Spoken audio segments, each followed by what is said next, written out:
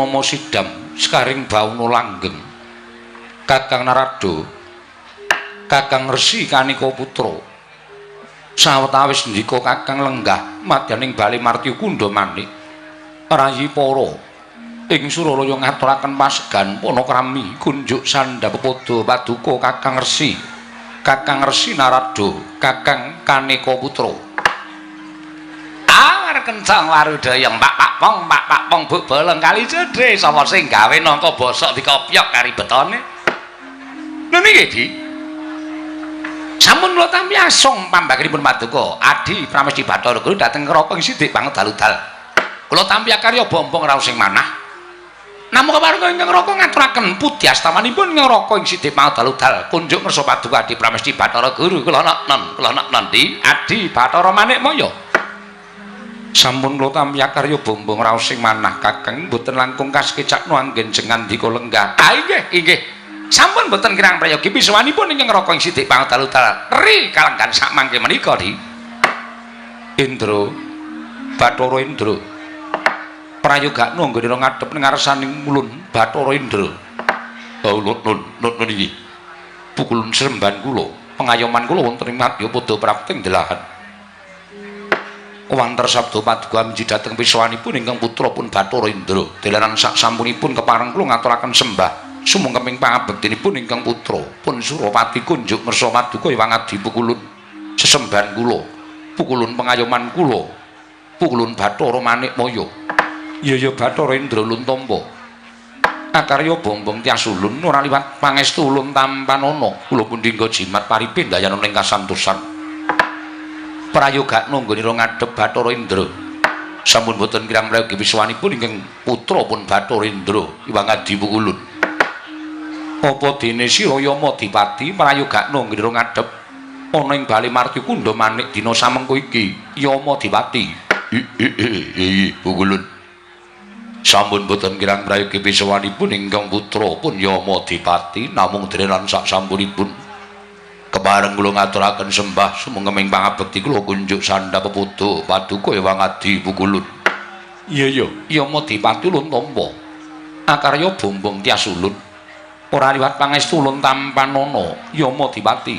kula pundhingga jimat paripindayana ing kasantosan prayogakno anggenira ngadhep ngarsa ulun sampun boten kirang prayogi Hyang Adi pukulun penyarian prayogakno anggenira ngadhep ngarsa ulun nggih penyarian kawula non nggih Rama pukulun sampun boten kirang prayogi pisawanipun ingkang putra ing penyarian namung kepareng kula ngaturaken sembah sumengkeping pangabekti kula kunjuk sandhapada paduka Rama pukulun Luntampa karya bombong tias ulun penyarian ora liwat prayogakno anggenira ngadhep nggih sampun boten kirang prayogi pisawanipun ingkang putra pun penyarian Hyang Adi pukulun Kakang Narada Kakang Resi Kanika Putra mestinipun adamel kagiat sutaning penggalih paduka Kakang Resi krana riki lenggan menika Kakang Resi ulun timbali ngabiyantara wonten ing Bali Martya Kundha Manik mongko menika sanes dinten pepanggihanipun para Jawata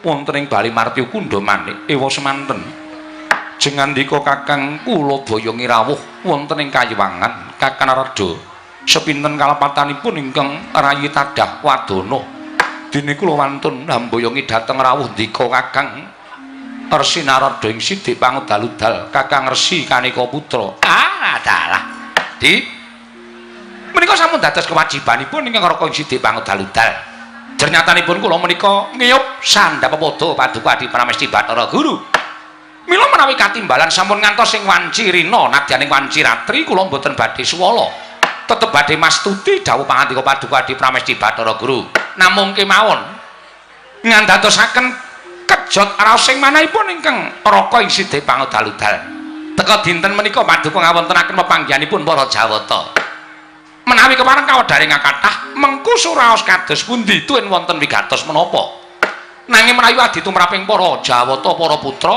monggo Di kula dherekaken manjing saklebeting kayiwangan pepanggihan catur netra ingkang Kraka ing Sidik Pangudaludal nanging menawi kepareng kababaring kathah kepareng ingkang Kraka ing Sidik Pangudaludal nganglongaken jangga nilingaken karna mastuti sabda pangandika paduka Adi Pramesti Bathara Guru Adi Pramesti Kakang Rada punapi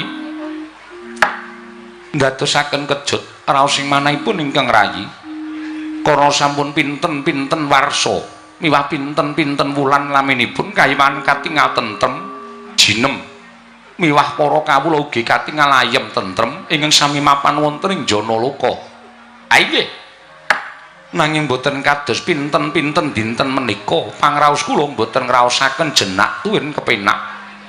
Dangu sangsaning dangu wonten hawa panas ingkang sundule ngawiyat menika saking dayanipun menapa Kakang Rada menawi kepareng ambabarana ingkang raying Suralaya Kakang Resi. Alah dalah. Nuwun sewu, nuwun sewu. Pandangon ngaten menika tumrap ingkang Raka menika mujudaken setunggiling panodi menapa lair batos mujudaken satinggiling pandangon. Liripun kados pundi Kakang paring dawuh mekaten? Ah inggih, mergi. Adi Prawasti Bathara Guru menika dados dewaning para dewa. Ingkang mangreh jagat raya menika paduka Adi Prawasti Bathara Guru. Sampun ngantos kok namung mobah musik ing para titah nadyan kutu-kutu warngataga kemawon jinaring wonten ing pangawaos paduka. Nanging sabab menapa namung babagan perkawis gara-gara ingkang boten damel jenjem tuwin konjem penggalih paduka. Teka paduka miji dateng ingkang Raka Sidik Pangudal-udal. Ah, menika naminipun nguyahi seganten. Paduka sampun priksa nanging badhe nyobi dateng Raka Sidik Pangudal-udal. Mboten Kakang. Ngibaratipun kula ingkang damel cangkriman mboten wonten jamak limrahipun. Kula ingkang anyangkrim utawi ambatang cangkriman menika mila Kakang kedah paring dawuh angka kalih. Kakang menika dados kami tuwaning kayiwangan. Nadyan kula menika dados nalindraning kayiwangan nanging boten kenging nilar dhateng kami tuwaning kayiwangan. Dosa menapa ing badhe kula sandhang menawi kula wantun nilar dhateng pangawaos paduka Kakang Resi Narada. Kakang Resi Kanika Putra. Ah, dalah inggih, inggih. Menawi kanthi dasar papadan kados mekaten, kula badhe munjuk atur. Blaka Sruta blaku tang terus terang boten badhe kula tutup-tutupi. Menawi Adi Prawasti Bathara Guru paring pangandikan kados mekaten estunipun ugi cocok kalian rantamaning manahipun ingkang Raka Sidik Pangudal-udal. Sawetawis dinten menika kula ugi ngraosaken boten wonten raos ingkang sekeca. Tuwin dangu sangsaning dangu kayiwangan Suralaya wonten daya panas. Mongko sareng kula tilingaken paningal kula. Kula boten nyumurupi satunggiling titah ingkang wantun rak pacak nerajang perbatang wonten lemah sangar kayu aeng pandita tapa ingkang damel gara-garaning kayangan. Mekaten Kakang. Inggih. Amargi tumraping Raka Sidik Pangudal-udal gara-gara kayangan menika dumados wonten pinten-pinten bab setunggal wontenipun titah ingkang wantun rak pacak nelajang perbatang menika tegesipun titah ingkang wantun nglengkungi dhateng pangawaosipun para Jawata, tegesipun titah ingkang badhe wantun dhateng pangawaosipun para dewa kados to nalika wonten kramanipun Nalindra inggiling ngaya inggih inggiling Wesi Prabu Naga Pracana ingkang sekawit badhe nyuwun widodari. Nanging sejatosipun niatipun namung kepengin dados dewaning para dewa menika ndadosaken gara-garaning kayangan. Inggih Kakang. Inggih. Angka kalih lemah sangar kayu aeng. Panjenengan prisa piyambak. Duk nalika wonten wana ingkang gawat kliwat wingit kepati satu mara satu mati jalma mara keplayu. Wujudipun wana marta menika wana papanipun para jim. Menika wana ingkang gawat. Menika ugi ndadosaken gara-gara wonten ing kayiwangan. Angka salajengipun Pandita Tapa. Pandita Tapa menika nuwun sewu kathah sanget para brahmana, Wasupitri, para resi ing sami anglampahi tapa saking sekungipun anggenipun lampah tapa wekasan daya kekiyatanipun saged sumundul wonten ing kayiwangan. Monggo perangan menika kula padosi mboten wonten. Mboten wonten titah ing badhe nerak pacak nerajang perbatang nglangkungi pangaosipun para dewa mboten wonten. Mboten wonten lemah sangar kayu aeng wonten ing jagat menika. Sedaya sampun sami tawa tawi tawar. Tuwin mboten wonten pandhita ingkang lampah tapa. Ah, malah menika sak mangke monggo di dados kewajibanipun Adi Prawasti Bathara Guru lan Raka Sidik Pangudal-udal sumados aniti preksa wonten menapa to sababipun dene kayiwangan teka wonten hawa panas ingkang nadyan boten patosa panas namung manget-manget kemawon. Namung saged ndadosaken bingunging para Jawata. Menika monggo sami dipun upadi lan Raka Sidik Pangudal-udal dadi Adi Prawasti Bathara Guru. Anjrah ingkang Puswita rum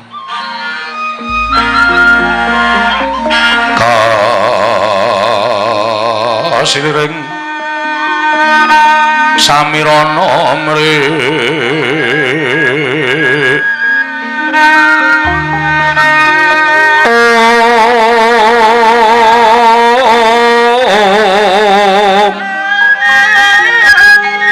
sekar kadung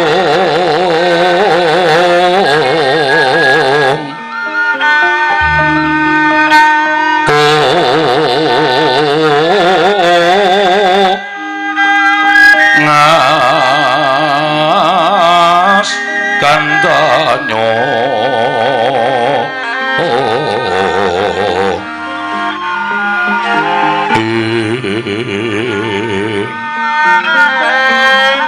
maweraras retnaning driya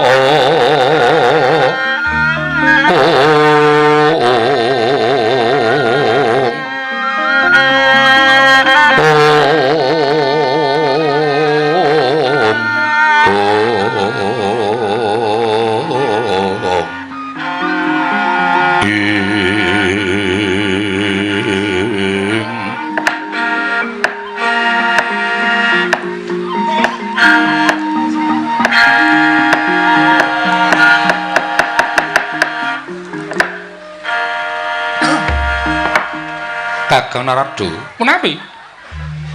menawi andika kakang paring dawuh ing mekaten ing ngrayi ing Suralaya nedya nglejah duwe anggelar dhateng kawontenanipun jagat inggih menika langkung prayogi jer wonten ing jagat menika namung werni kalih wonten padang wonten peteng wonten rina kelawan ratri miwah wonten ala kaliyan becik nggih kula ugi pitados wonten salebeting gesang wonten ing Janalaka menika namung kaparingan kalih inggih menika padang peteng bungah susah beja cilaka ala becik lan awan bengi kasinggihan mekaten monggo peranganipun jagat menika rikelenggan sak mangke ingkang nembe dados lakon inggih menika mboten sanes kejawi namung putulun para Pandhawa miwah putu-putulun para Kurawa ingkang benjang badhe nglampahi perang ageng inggih menika winastan Baratayuda Jaya binangun Pandhawa mapan wonten ing kabecikan mondene Kurawa mapan wonten ing angkara murka menika sampun kinudrat dhateng panguwasipun para Jawata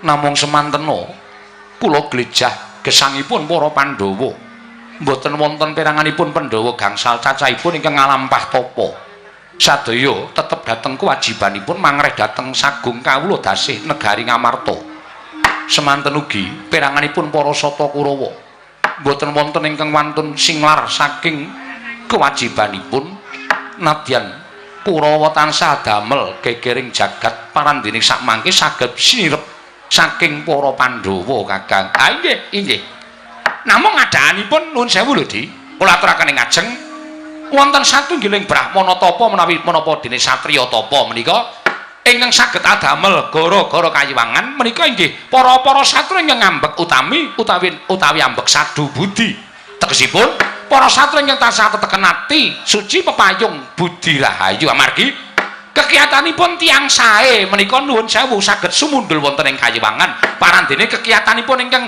tiyang ingkang tumindak angkara murka menika senadyan sundul langit menika mboten saged ngasuraken dhateng perbawanipun tiyang ingkang tumindak sae mekaten Kakang inggih mila menawi Pandhawa Adi Guru nglejah babagan kawontenanipun para Sata Kurawa menika tangeh lamun peranganipun Kurawa wonten ingkang saged adamel gara-garaning kayiwangan namung menawi Pandhawa Adi Guru nglejah babagan kawontenanipun para Pandhawa kula kinten menika saged pinanggih amargi nuwun sewu Pandhawa menika nembe ambaten kemawon sampun dados gegering jagat raya nembe dipun batos dening para Pandhawa nggadahi krekat karekat tuwin karep kados menapa kemawon Pandhawa menika nembe batin kemawon kayangan menika sampun poyang-payingan boten kanten-kantenan lho menika lho dayanipun tiyang sae menika ngaten menika inggih Kakang Narada dayanipun tiyang yang tansah ateteken ati suci pepayung budi rahayu tumindakipun boten nate melenceng saking tumindak ingkang sae boten nate menggok saking tumindak ingkang bener lan utama menika nadyan nembe batos kemawon sampun dados horking jagat utaminipun kayiwangan. Mila menawi Pandhawa Adi Guru badhe nglejah kawontenanipun para titah ingkang damel gara-gara wonten ing kayiwangan menika sampun ngantos dipun gejah batosipun para Sata Kurawa Duryudana lan sakadang-kadheyan tuwin serati-seratinipun Narendra Ngastina nanging langkung prayogi dipun glejah Pandhawa upami Pandhawa menika mangke mboten pinanggih lah inggih serati-seratinipun Pandhawa menika nggadahi niat menapa serati-seratinipun Pandhawa menika sinten setunggal Nata Ndarawati menika dadi suwing para kadang wayah paduka Pandhawa angka kalih ingkang Raka piyambak sinten Kakang lho kok sinten pripun niki panjenengan kok supe karo dulur dhewe menika kok supe menika pripun inggih Kakang Esmaya sak anak-anakane menika nadyan derajate ngaceplek menika nadating wong loro saudon telu saurupan nuwun sewu nek Kiai Semar wis duwe niat lagi dadi niat wae iso sumundul wonten ing Kayuwangan nggih menika lho Di sigra-sigra yen permana kanca sigra rakin nawang sesangka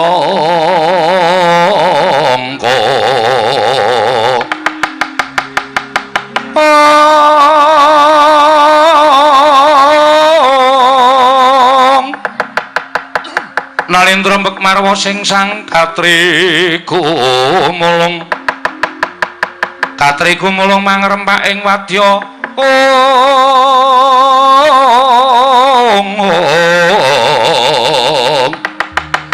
Purta Kurare kagiri-giri Ranggana magawe gelar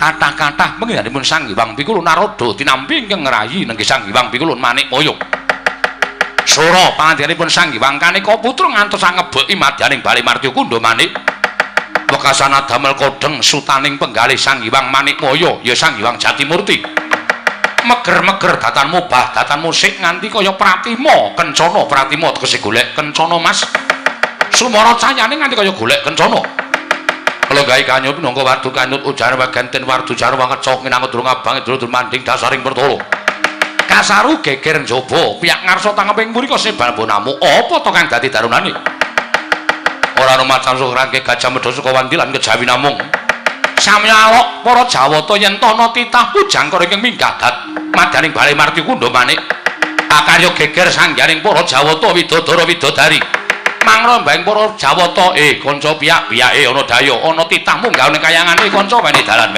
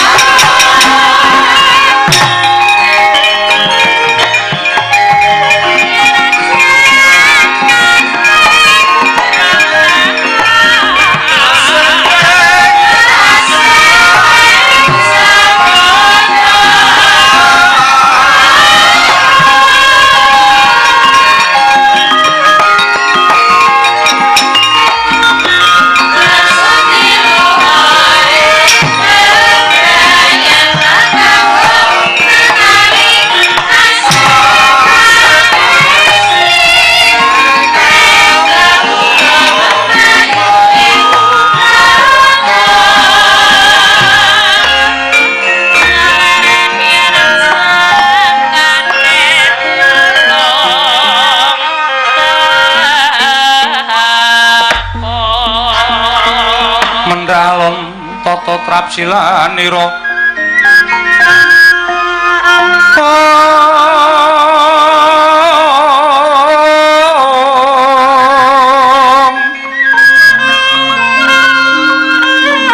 ngacomaken astanira kalih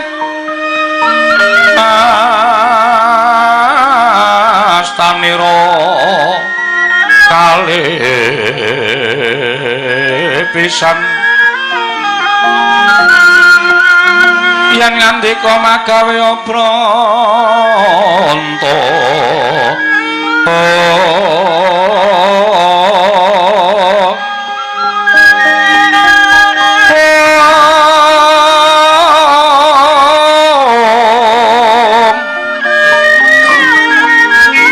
yen ngandika magawe obranta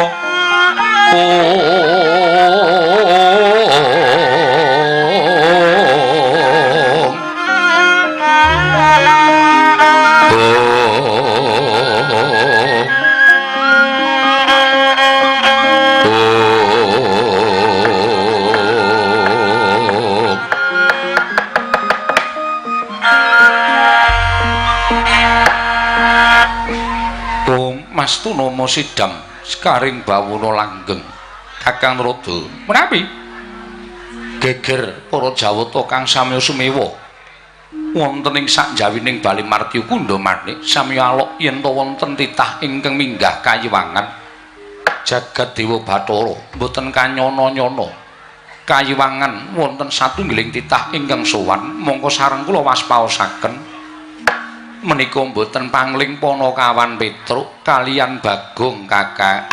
Dalah. Kayangan ki paling ora sing sowan ki ya ratu. Apa pendhita kok cah edan-edan iki? Dong apa sowanane ing kayiwangan? Lah menika lho Dik, kula menika gumun lho. Ing atasipun namung drajating kawula cilik ning kok mboten kenging daya kekuatanipun Bali Martya Kundamanik. Ing atasipun para ratu kemawon menawi sowan wonten ing kayanganipun kedang nglakoni poso samboten-botenipun resik lahir batosipun ajrih menawi kenging walat. Lah cobi to Bagong menika sowan Sang Hyang Bathara Guru kok mboten ndodok mboten laku napa-napa malah tingak-tinguk kaya wong gumun. Lah napa wonten titah sing wantun ngitungi asta panjenengan menawi mboten Bagong ora mboten wonten to mongko ya luput senjata tawa mboten kuwalat kan panjenengan.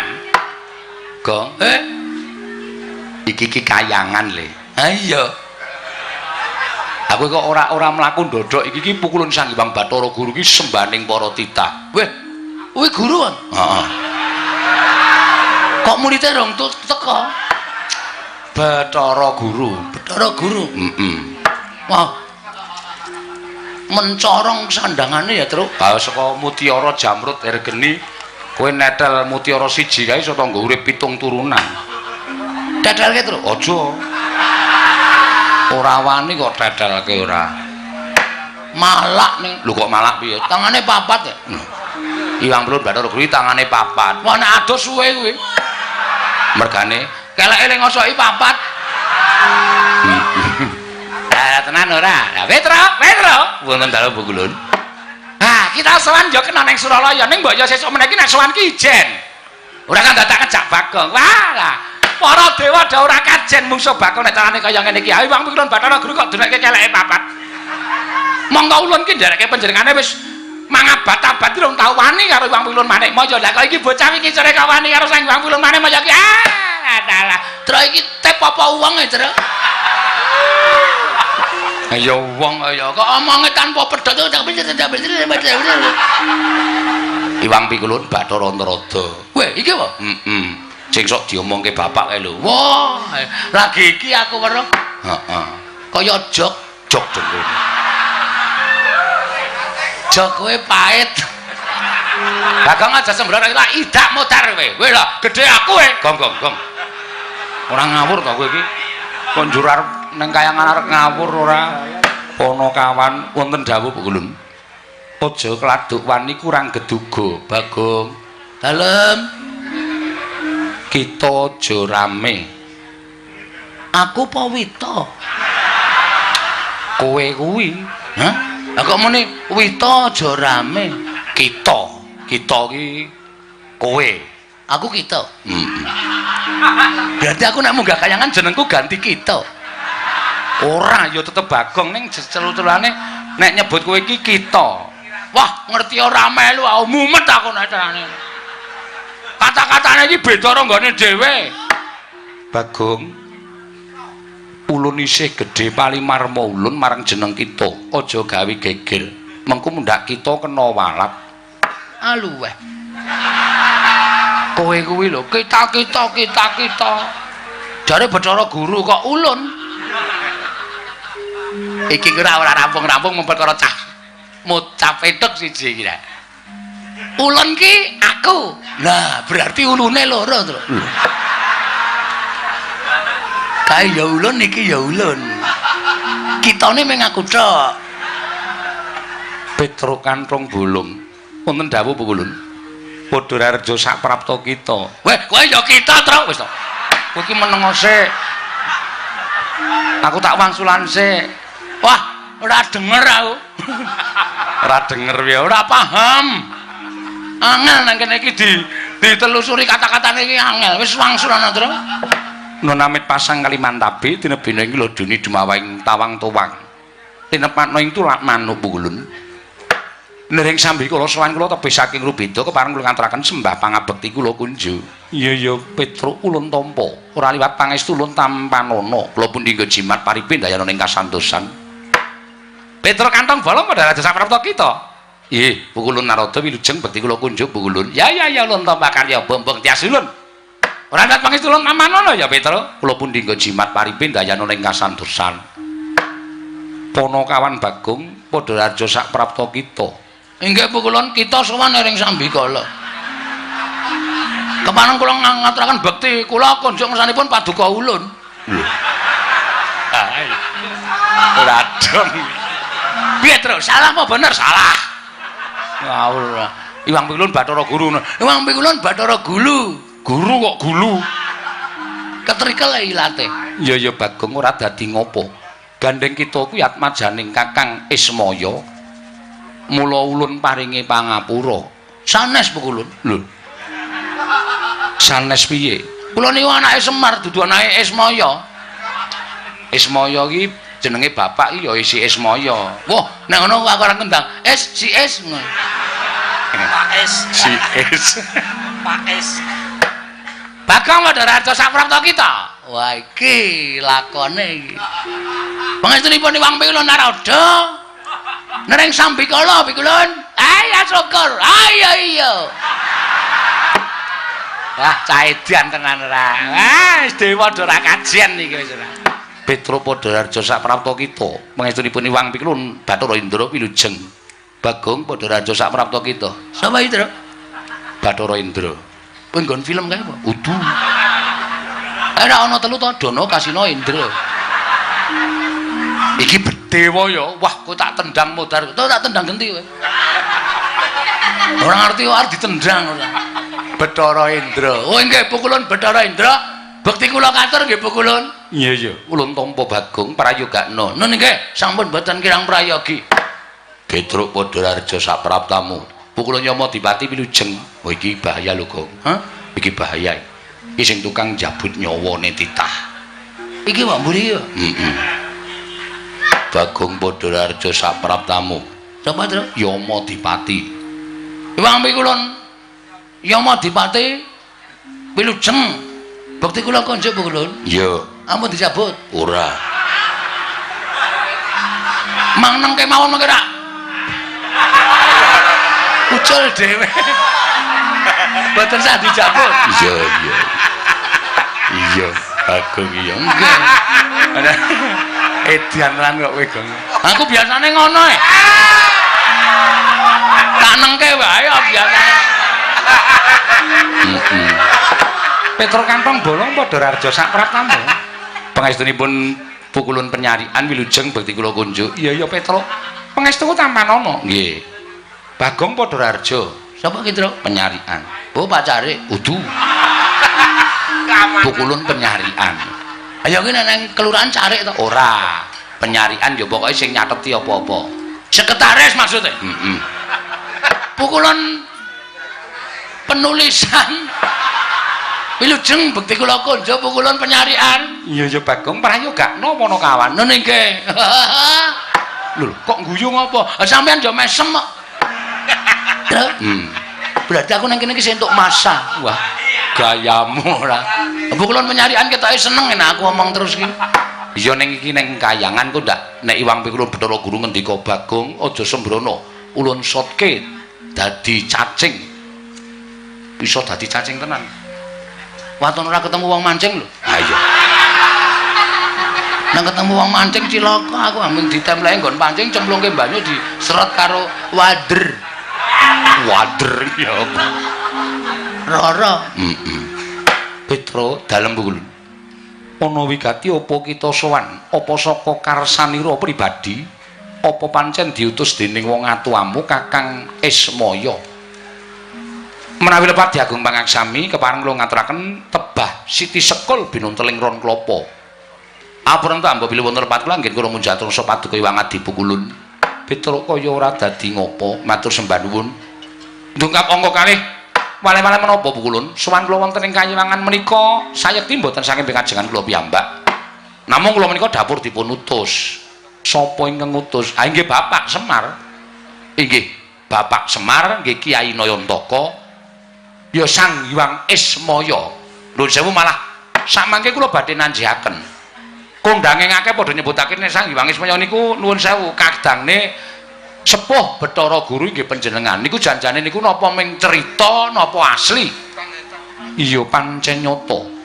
Kakang Ismaya kuwi kadangku tuwa. Weh bener, Gong. Bapak iki jebul kakangne Bathara Guru. Ah ngopo bapak dadi kere ning jagat ki? Ah ngerti dadi dewa, malah mulya dhewe ya ora kedungsang-dungsang uripe.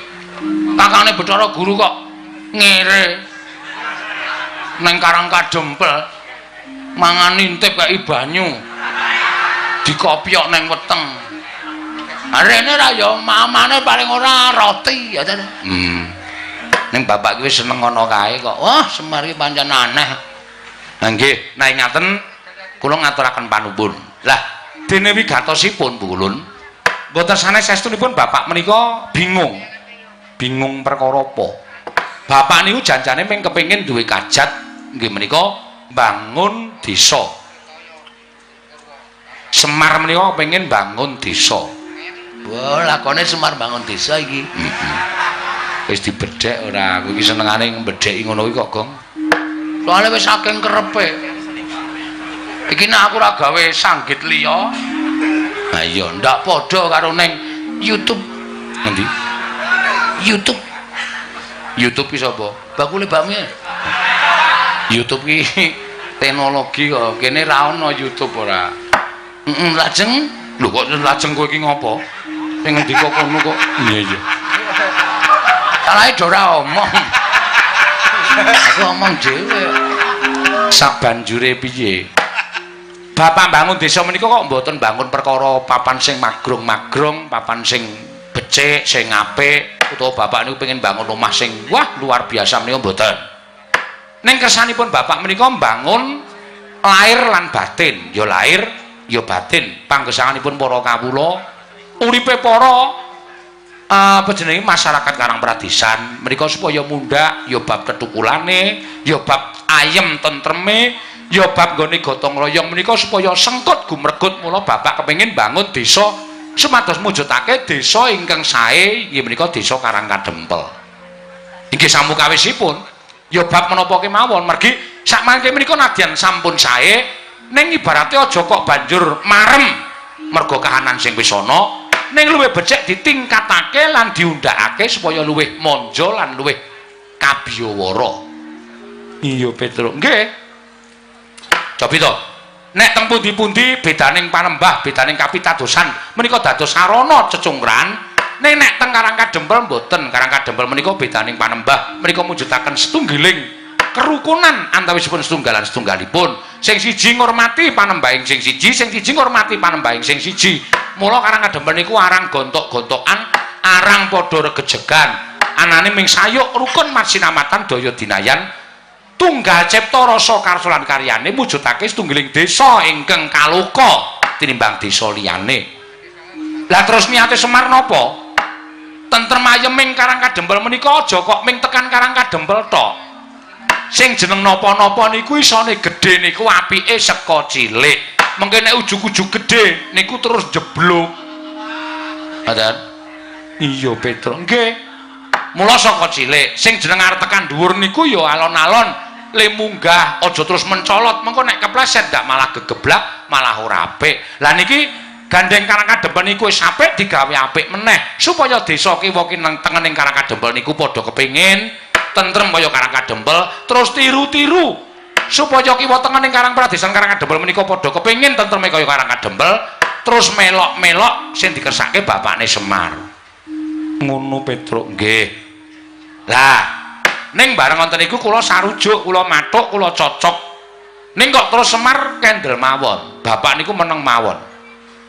Lah terus kula jawil, jane apa Pak? Ana bab sing abot apa piye?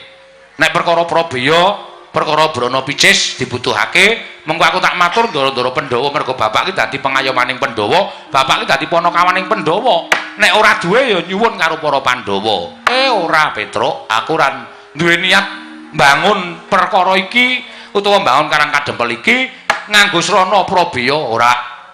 Ning kabeh masyarakat arep tak caketi atine. Ayo to didudah rasane tresna karo bumi kelahirane, tresna karo bumi wutah gedhe ya kuwi Karang Kadempel.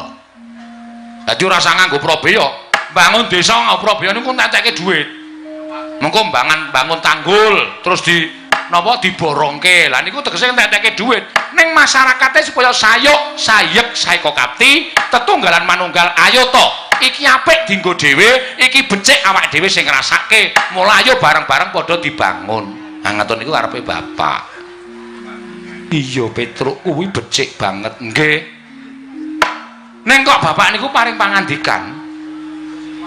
Bapakmu paring pangandikan piye? Srana iki bisa lancar, srana iki bisa rancak. Kabeh para kawula sak Karang Kadempel bisa ngrasakake ayom ayem tentrem.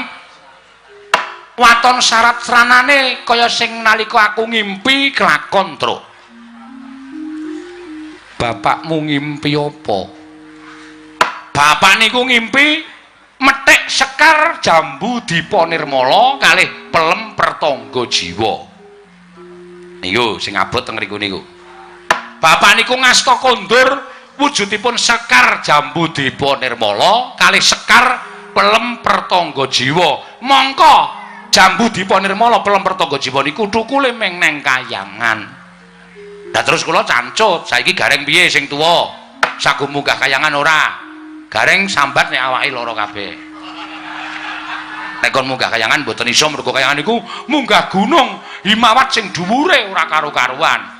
Dalane minggak-minggok lan sak piturute. Iya, nggih. Lah terus gandeng gareng ora gelem kula saguh. Ndilalah kok Bagong ya saguh. Ha to, Gong? Heeh. Arep kula karo Bagong walu tekan mriki ora bareng. Kowe metu ngendi to, Gong? Serungga. Oh. Kowe metu parang tritis mesti ngono to, heeh. Nilai losmen to kowe ora? Ora ya. Wah, kowe iki. Napak tilas. Napak tilas dengkulmu melocot lho lah. Senengane aja sok buka wadine wiyaga-wiyaga. Ngerti ka aku? Aku mula emoh, aku liwat Serungga. Ah iya. Arep mampir none Simbah malah gerah. Ya ora apa-apa. Lah sak banjure mila suwan kula sampun Bathara Guru menika wonten sukalelaning penggalih sak mangke paring agungan. Keparenga sak mangke mandhapaken Sekar Pelem Pertangga Jiwa lan Sekar Jambu Dipa Nirmala menika kaparingna dhateng Petruk niku bapak sing nyuwun. Omongga Bathara Guru, omongga Si Manikmaya. Aku wis ora mapan ning Kayangan.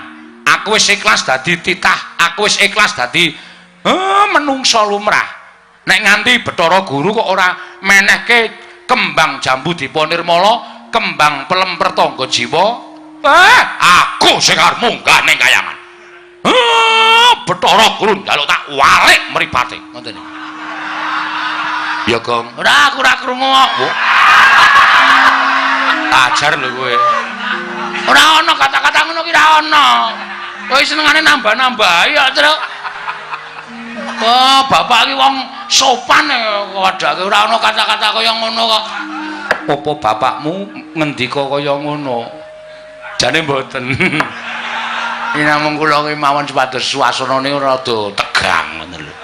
Pripun? Dipun paringaken apa mboten? Nek diparingake dina niki ajeng kula boyong kali Bagong, dene ora. Kula kaparingan Purbawasesa. Terus kene maju tak sebul mbun-bunamu. Nek wis tak sebul mbun-bunamu, kowe munggah ning kayangan. Nek guru ora meneke kembang jambu dipunirmala, kembang pelem pertangga jiwa, kowe ngamuka ning kayangan. Ora ana sing iso menang karo kowe. Arep manik moyo nggunakake cis trisula, guntur geni guntur angin, ora bakal iso ngobong awakmu, ora bakal bisa tumama ning awakmu. Nah, nuwun sewu mula bengi niki kula rada gleleng. Lah nek kula wis disebul mbun-mbunan kula, kula mboten ajeng pripun-pripun. Upama panjenengan ndawake guntur geni guntur angin, nek kula ora apa-apa, ning mang dawake Bagong. Bagong dereng disebul mbun-mbunane.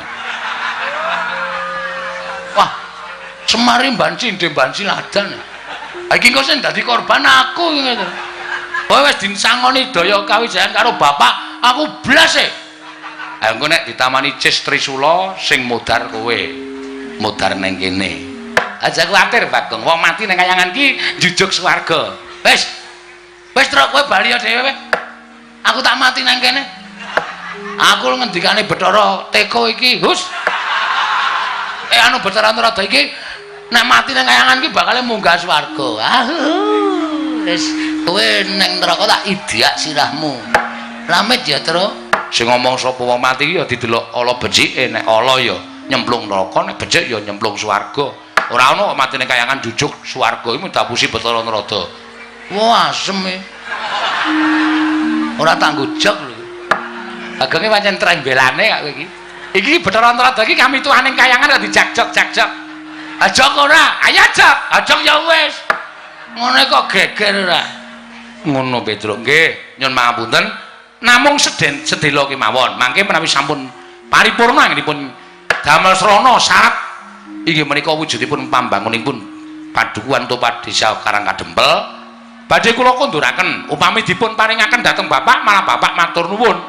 Syukur kinarya pusaka wonten ing Karangkadempel Pukulun. Jaja muntap lir kinetap duka yayasinipe. Petra kocak mundarandir.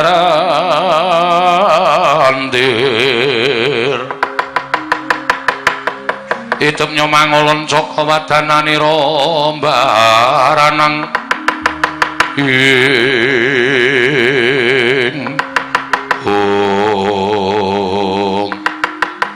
Kakang Rodo kados pundi Kakang? Landara dase tadi. Napa sing kula aturaken sekawit kala wau jebul wonten nyatanipun. Kula mun jatos paduka Dipati Bathara Guru nek Pandhawa ora duwe niat apa-apa ya kiwa tengening Pandhawa serati ning Pandhawa. Lah dalan nyata. Petra sowan njaluk kembang Plempertangga Jiwa, kembang jambu dipunirmala. Monggo Purbawasesa nasta paduka Dipati Bathara Guru dipun paringaken menapa mboten? Nek ora diparingake ya kudu iso nundung Petra, nek diparingaken ya menika langkung sae jan nyatanipun ingkang mbetahaken menika Semar Badranaya Kakang Semar Nayantaka mriki kadang paduka sepuh piyambak. Inggih Kakang. Nanging menawi kula paringaken sakmangke menawi kawanguran dening para titah sanesipun. Tan wurungoke dinten kula menika dewa ingkang banci nggih banjiladan. Leripun. Sampun kathah ingkang badhe nyuwun sekar Plempertangga Jiwa miwah sekar jambu dipunirmala. Mboten kula paringaken nanging sareng kula warga kula piyambak ingkang nyuwun tumunten kula paringaken menika mangke dados alok ing para titah ing mapan wonten ing jana loka Kakang. Wis monggo. Ning kudu ngati-ati lho, Di. Ngati-ati le atur wangsulan lan Petruk Kantong Bolong. Ning nganti panjenengan sisip gone paring pangandikan Petruk Kantong Bolong, arep apa kan bocah niki bocah lantip. Batur niki batur sing pinter. Mengko ndak kriwikan dadi grejekan geguyon dadi tangisan, ndak kayangan digojak-jakan dening para panakawan. Petruk dalem ulun bakal maringake ya kuwi wujuding Sekar Pelemper Tangga Jiwa lan Sekar Jambu Dipunirmala. Estu Pukulun? Iya, Petro. Nanging luwih becik gandeng Sekar mau kudu dipethik sarana ulun pribadi ingkang methik. Mula kula ngenten ana ing repat kepanasan. Oh, nggih. Sawise kita mapan ana repat kepanasan, mengko ulun merpeki lawan jeneng kita. Kita bakal ulun paringi wujuding Sekar Pelemper Tangga Jiwa lan Sekar Jambu Dipunirmala. Oh, nggih, siap. Nek pancen kaya ngoten kula niku mboten badhe andhuwa kepareng Pekeman Paduka Wang Pukulun Bathara Guru mboten. Nek dipun dawuhi nenggo wonten ing repat kepanasan sendika kula tak mundur saking Datulaya utawi Bali Marti Kundha Manik. Ngentosi sak bibaring pepanggihanipun para Jawata kula ngentosi rawuhipun Iwang Pikulun Bathara Guru. Iya, Panakawan Petro. Menawi ngaten nyuwun pamit Pukulun. Madal pasilan sing ati-ati aja kaya bocah cilik. Pukulun Rada kula nyuwun pamit. Ah, Petro sing ati-ati. Pukulun Bathara Indra kula nyuwun pamit. Ya Petro sing ati-ati. Pukulun Yama Dipati kula nyuwun pamit. Ya Petro sing ati-ati. Pukulun Menarian kula nyuwun pamit. Ya Panakawan sing ati-ati. Sampun Pukulun. Kula nyuwun pamit ngentosi wonten ing repat kepanasan. Iya, Panakawan sing ati-ati aja kaya bocah cilik. Panakawan Petro.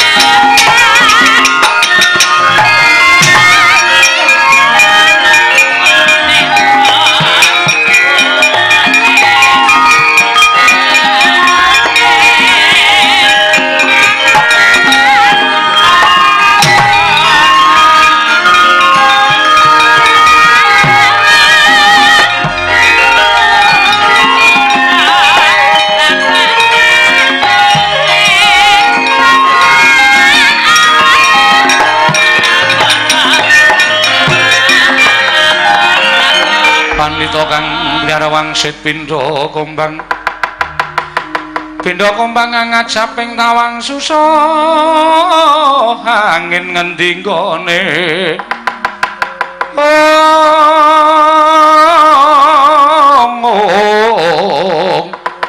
susah angin ngendi nggone Kakang Trada punapi Petruk sampun kersa mundur. Lah menika kok kadangipun Petruk Bagong tasih mogok-mogok wonten ing mriki. Kowe lah dalah iki bocah iki arep ngapa ya? Bagong kita ki Petruk ki wis metu nang repat kemanasan kok kowe kita durung metu ki piye? Metu kok dipeksa. Lire piye kita ora gelem metu? Ra ati kula kok ora kepenak ya? Ora kepenak perkara apa Bagong? Nek Petruk mboten pantosa nggadaken pangendikanipun Iwang Pikulun Rada, ning nek kula kok setiap omongane piyai niku tak petung, tak glejah. Tak goleki iki lereke kata-katane iki nendi? Mengkono. Nggih. Lah terus panjenenganipun Iwang Adi Pukulun paring pangandikan. Niku kula bundeli teng ati kula. Jane ngaten mawon. Luwih becik jujur mbangane sampeyan tumindak sing ora jujur mengke gawe gelo atine Petruk gawe gelo ati kula mengke kayangan rusak merga saka pakartine Petruk awulung sampeyan jujur pangandikaku sing piye Bagong akeh wong sing kepengin njaluk kembang Jambu Dipunirmala kembang Pelemper Tangga Jiwa mboya ulun paringake yen nganti ulun maringake kelawan Semar ateges padha ngarani yen to kula warga diwenehi ngampil nek wong liya ora diwenehi ngampil mengko dikira mban cindhe mban ciladan ayo ta nggih mboten iya Bagong nah dengan melihat kata-kata itu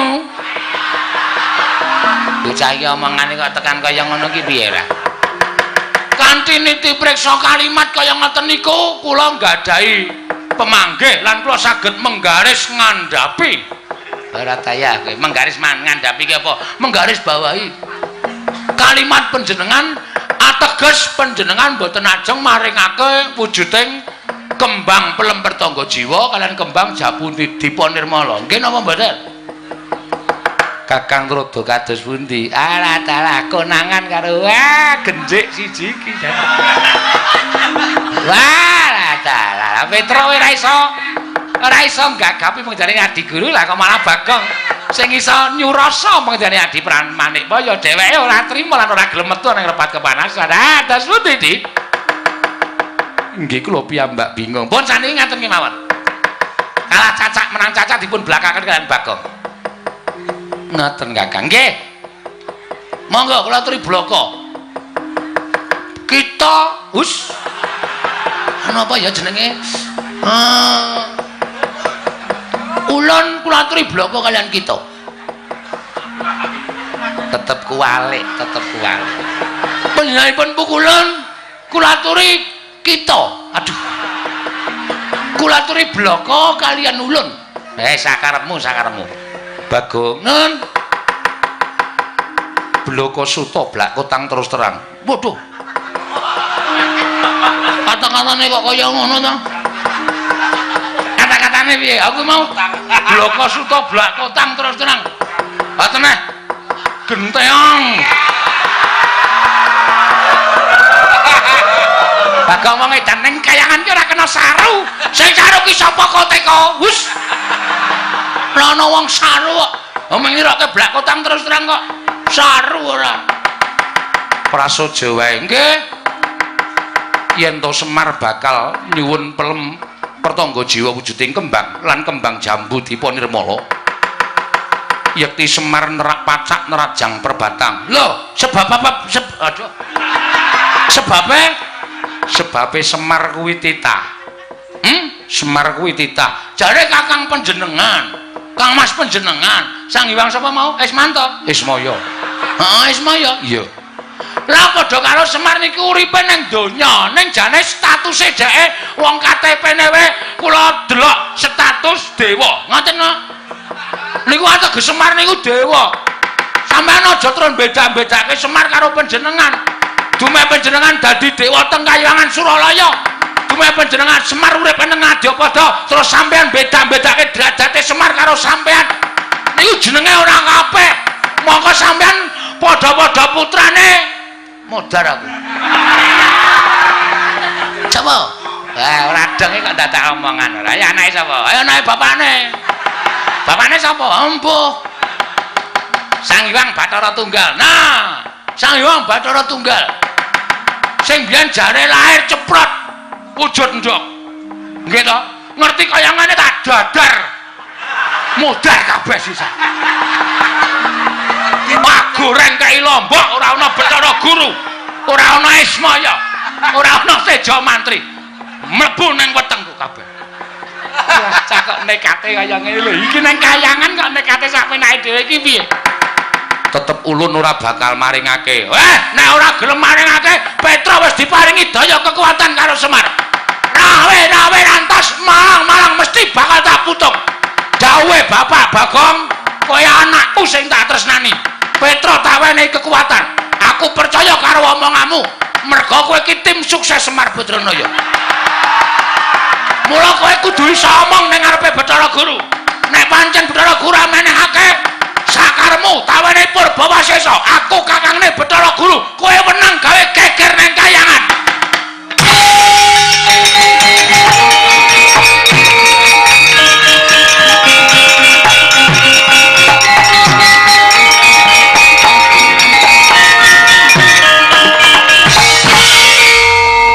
Mastu Nomo Sidam Sekaring Bawra Langgeng ngilang ngawi gena Mastu Purnomo Sidam. Mastu Hyang Jagat karo Sinang Tandha kawisaning Bisna Panjang kunjung pasir wae jeneng.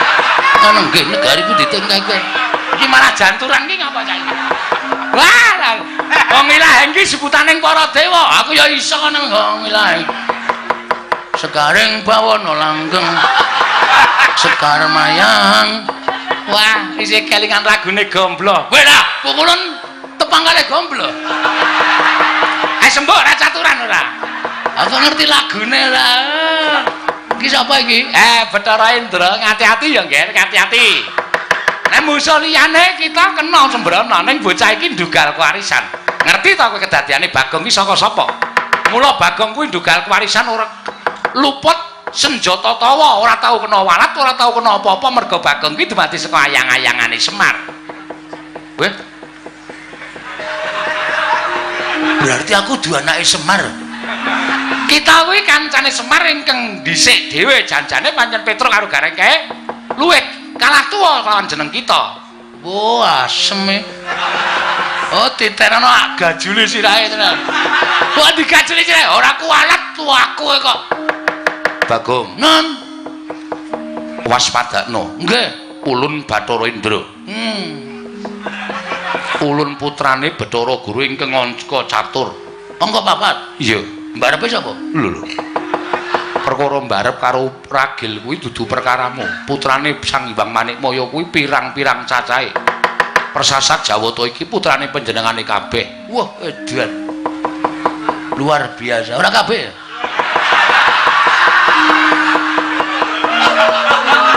Apa ora? Kok Bagong omongan iso ditekuk-tekuk ora? Kuwi jenenge nyalahi peraturan ning pemerintah. Ana apa? Apa gunane ana BKKBN? Penyeluhan keluarga. Kena ngapa Bathara Guru anake pirang-pirang. Kuwi teges ora iso dadi patuladaning para titah. Dene dawuh karo para titah, cukup 2 saja. Apa itu? Ha iki kok anake sing angka 4. Sendra, iki gek ditonyo ngono wae malah sekarang kok. Aku ditonyo, aku tiba ndene ngenengi teko, tumplak kabeh. Ora dojok kabeh semono. Wah, lah trondolo tenan iki wae sumuk malahin aku. Gagas Bagong malah keringetku dileweran ora karo-karuan. Bagong kita jawani karo Kanjeng Rama Pukulun. Mergane Rama Pukulun, lho, Rama Pukulun ramamu apa piye? Mulai wong Adi Pukulun tumindake ora jujur akon karo Petruk nunggu nang jaba. Ning jebul panjenengane arep blenjani karo Panakawan Petruk. Monggo Petruk iki kakangku. Sing dikongkon karo bapak ki werna loro anake Semar, siji Petruk, loro Bagong. Nek Petruk ora dong kalimate utawa pengendikaning para dewa, Bagong sing iso glejah pengendikaning para dewa. Mula wektu dina iki kula njaluk keterangan sing gumathok. Nek ora dikake Sekar Plemper Tangga Jiwa, Sekar Jambu Dipa Nirmala, Lena pangendamu penek dhewe. Lho. Dadi penek dhewe apa enek wae. Aku kulino nyolong. Nan penek tayok. Gogrok kabeh kembange. Aja ngawu gawan ngawur. Ya wis men. Yen kita wani kalian para dewa, tegese kita bakal cepak pati kita Bagong. Pancen kuwi sing tak gayo. Urip ngopo ben dina mung bayar kreditan wae. Esuk 2000, awan 2000, sore 2000. Uripku ki wis rekoso. Ciduk wae tak kredit kok. Lah ciduk kok dikredit iki bangetan lho. Ya men sak karepku. Sedeng rusak urung lunas aja wis ngrekoso malah uripe. Kita metu njaba tunggu ning repat kepanasan. Mboten. Kula tetep ajeng nyuwun keterangan. Diparinge napa mboten? Yen diparingke kayangan ayam ayan tentrem. Tentrem. Yen ora diparingke dening Wang Pikulun Manikmaya, kerubutan para dewa. Wae lah bocah iki ya suarane kok ya sampeyan. Ayo, sapa kene sing dadi senopati ning para Jawata? Yen perlu ya Allah dipati kon jabut nyawane. Bagong urung jabut nyawa, teteki untune, jabuti untune. Sing kondange Wang Pikulun Bathara Brama sing iso ngobong apa-apa apa rumasamu aku ora gawe ember. Bathara Brama metu guyang legane ngati mlebes banyune. Ayo sapa meneh sing arep ngrubut karo Bagong? Nek ora tak kayangane iki ndak dewa-dewa jauh radil.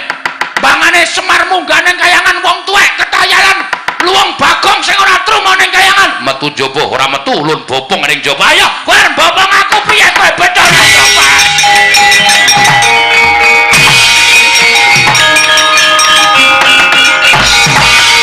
Wedan. Iki bali meneh ki piye? Endra. Iki kamu rucat ki piye? Apamu kapan kowe? Lendange tak kesrok.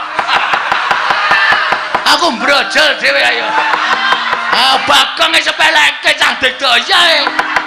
Nek men digendong e, aku digendong e. Sok tak tibake dhewe. Saking kesele. Kono rono kono. Pegel aku anu. Weh, yang mati-mati. Wae Bagong gendong.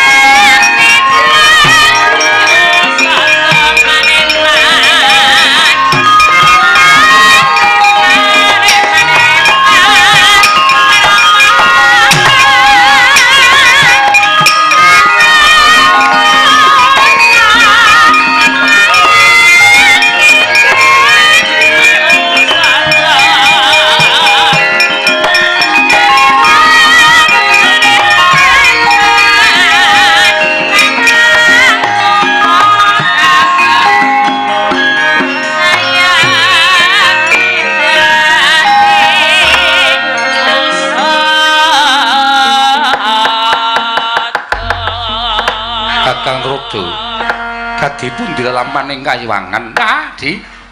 Namung sejatosipun menapa ing paduka dawaken menika yektosipun namung badhe ambabar dhateng swasana ing mboten sae.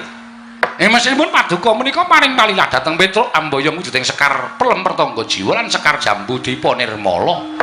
Inggih Kakang. Nanging kula nggadahi pemanggih sanes. Pemanggih dasundi. Kakang Semar anggenipun badhe ambangun Karang Kadempel menika kuwatosing manah kula ngembari dhateng Pangwaos Ulun Kakang. Lah panjenengan menika senganipun gadhahi raos sing mboten sae dhateng Kakang Nayantaka. Lah cobi to. Namung derajatipun desa kemawon lah kok badhe ngembari dhateng Pangwaos paduka Adi Pramesti Bathara Guru menika ora mokal kelampanipun. Nuwun sewu. Sampun kathah para titah ingkang sumuyut dhateng Kakang Nayantaka menawi ngantos malih panembahipun lajeng sami manembah dhateng Semar tumunten lirwa dhateng panembah kelawan panjenengan ulun menapa mboten nami menika ngrisak dhateng kayiwangan. Mboten malah Semar menika ingkang tansah nuntun dhateng para titah supados tansah manembah dhateng panguwasaning Dat Kamurweng Dat mboten nembah lan panjenengan nanging manembah dhateng murbaning Hyang Mahanasa inggih Sang Hyang Dat Kamurweng Dat tegesipun Gusti ingkang karya loka mekaten Kakang nggih nanging tetep kula mboten mathuk miwah kula mboten rujuk menawi paduka Adi Guru mboten mathuk tuwin mboten rujuk menawi badhe kelas menawi kaya menika mangke badhe ngrusak dening Panakawan kula ingkang badhe manggi dhateng Petruk kalawan Bagong namung saderengipun Kakang Narada laturi ndhawuhi dhateng para Jawata nggih supados ngunduraken Petruk lan Bagong syukur bagi menawi Petruk lan Bagong kasoran mengsah para Jawata kula mboten badhe ketayalan manggi Petruk lawan Bagong nanging menawi para Jawata mboten kewagang nandingi Panakawan kula aturi matur dhateng ingkang rayipun Jatimurti kula ingkang badhe paring wangsulan dhateng Panakawan kekalih menika Kakang. Inggih monggo lajeng sasampun menika kula ingkang badhe mandhap wonten ing Janaloka kersanipun niti priksa dhateng kawontenanipun Kakang Nayantaka menawi saged badhe kula emutaken sampun ngantos ngembari dhateng Pangwaos Ulun. Nanging menawi boten saged kula nuwun sewu paripaksa kula mentala dhateng Kakang Ismaya. Dalah panjenengan menika senengane ngurupake geni memungsuhan dhateng Kiai Semar Badranaya. Nggih monggo ning nuwun sewu lho. Nerada tunggak waru tunggak dadap. Tegesipun menapa Kakang? Menawi wonten menapa-menapa kula mboten melu-melu, kula mboten melu nggarap. Kula semanggaken ala becik bener luput panjenengan kedah nanggel. Inggih Kakang Rada. Inggih kula semanggaken. Penyarian kula wonten timbalan ngadawu. Budhana kang padha sebo. Jeneng ulun nedya mudhun saka ling Silakanda Waru Binangun manjing telenging Suralaya. Kula ana nang istangan dawuh, namadal pasilan. Sing ati-ati aja kaya bocah cilik. Penyarian. Purna gatining pananggilan. Sang Hyang Manik Mayarsa kondur manjing jroning kayiwangan kayap sangganing para widodara, widodari ingkang sekethi kurang sawiji. Lumampah lon-lonan katingal saking Mandrawa mubyar busanane nganti kaya Sang Hyang Pratanggapati kembar 1000. Nalika semantara mregetek tindahing Sang Hyang Jagat Girinata katinon saking Mandrawa kaya gumebyar busananira.